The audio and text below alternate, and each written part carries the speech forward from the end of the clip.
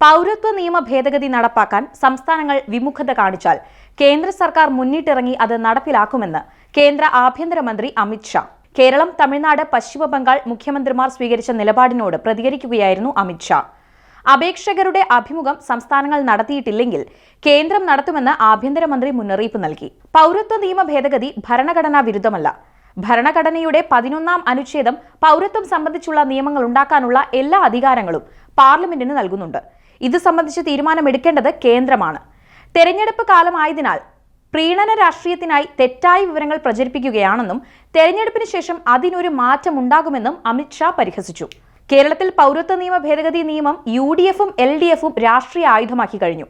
സംസ്ഥാന സർക്കാർ കേന്ദ്ര സർക്കാരിന്റെ ന്യൂനപക്ഷ വിരുദ്ധ നയങ്ങൾക്ക് കീഴ്പ്പെടില്ലെന്ന സന്ദേശം നൽകാനാണ് മുഖ്യമന്ത്രി പിണറായി വിജയൻ ഇപ്പോൾ തെരഞ്ഞെടുപ്പ് വേദികൾ ഉപയോഗപ്പെടുത്തുന്നത്. പൗരത്വ നിയമ ഭേദഗതിക്കെതിരെ സുപ്രീം കോടതിയിൽ സ്വീകരിക്കേണ്ട തുടർ നിയമ നടപടികൾ അടിയന്തരമായി തയ്യാറാക്കാൻ മന്ത്രിസഭാ യോഗം അഡ്വക്കേറ്റ് ജനറലിനെ ചുമതലപ്പെടുത്തുകയും ചെയ്തു.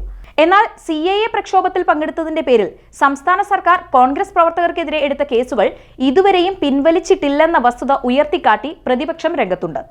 കേന്ദ്ര സർക്കാരുമായി രമ്യതയിൽ പോകുന്ന സംസ്ഥാന മുഖ്യമന്ത്രിയുടെ ഇരട്ടത്താപ്പ് കോൺഗ്രസ് നേതൃത്വം മറനീക്കി കാണിക്കുന്നു. പൗരത്വ നിയമ ഭേദഗതിയിൽ കേന്ദ്ര നിയമം പാലിക്കാൻ ഭരണഘടനാ ബാധ്യത ഉണ്ടെന്നിരിക്കെ നിയമപരമായി പൊരുതി നോക്കുക മാത്രമാണ് പ്രതിപക്ഷ സംസ്ഥാനങ്ങൾക്ക് മുന്നിലെ ഏക പോംവഴി. പാർലമെന്റ് നിർമ്മിച്ച നിയമങ്ങൾ അനുസരിക്കാൻ സംസ്ഥാനങ്ങൾ ബാധ്യസ്ഥരാണ്. രാജ്യത്തിനൊട്ടാകെ ആവശ്യമായത് എന്ന തരത്തിലാണ് കേന്ദ്രം നിയമം നിർമ്മിക്കുന്നത്.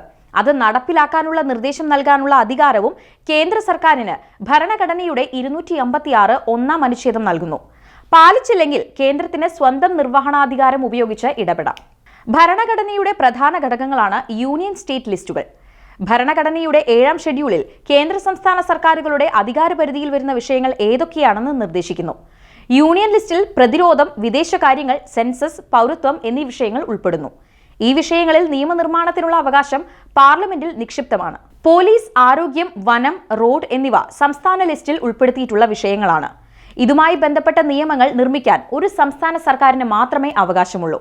ഭരണഘടനാപരമായി ഭരണഘടനയുടെ 7-ാം ഷെഡ്യൂൾ പ്രകാരം പൗരന്മാർ യൂണിയൻ ലിസ്റ്റിൽ ഉൾപ്പെടുന്നതിനാൽ കേന്ദ്ര സർക്കാർ കൊണ്ടുവന്ന പൗരത്വ നിയമങ്ങൾ നടപ്പിലാക്കാതിരിക്കാൻ സംസ്ഥാനങ്ങൾക്ക് കഴിയില്ല. പൗരത്വവുമായി ബന്ധപ്പെട്ട കാര്യങ്ങളിൽ നിയമനിർമ്മാണം നടത്താൻ പാർലമെന്റിന് പ്രത്യേക അവകാശമുണ്ട്.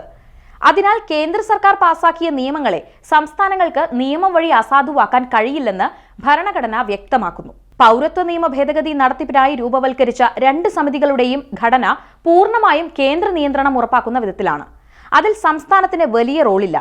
ഈ സാഹചര്യത്തിലാണ് പൗരത്വ നിയമ ഭേദഗതി നടപ്പാക്കാൻ സഹകരിക്കില്ലെന്ന് പ്രഖ്യാപിച്ച സംസ്ഥാനങ്ങൾക്ക് കേന്ദ്ര ആഭ്യന്തരമന്ത്രി അമിത് ഷാ നൽകിയ മുന്നറിയിപ്പ് ചർച്ചയാകുന്നത്. തെരഞ്ഞെടുപ്പ് മുന്നിൽ കണ്ട് വ്യാജ പ്രചാരണങ്ങൾ നടത്തേണ്ടെന്നും സഹകരിച്ചില്ലെങ്കിൽ അത് നടപ്പിലാക്കാൻ കേന്ദ്ര സർക്കാരിന് അറിയാം.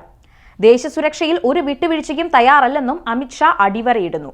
ബംഗാളിൽ മമതാ ബാനർജി പ്രീണന രാഷ്ട്രീയം കളിച്ച് നുഴഞ്ഞുകയറ്റക്കാരെ പ്രോത്സാഹിപ്പിക്കുകയാണെന്ന ആരോപണം വലിയ രാഷ്ട്രീയാസ്ത്രമാണ്. പൗരത്വ നിയമ ഭേദഗതിയെ എതിർക്കുന്നവർ രാജ്യദ്രോഹികൾക്ക് കൂട്ടുനിൽക്കുന്നുവെന്ന സൂചന അതിൽ പ്രകടം.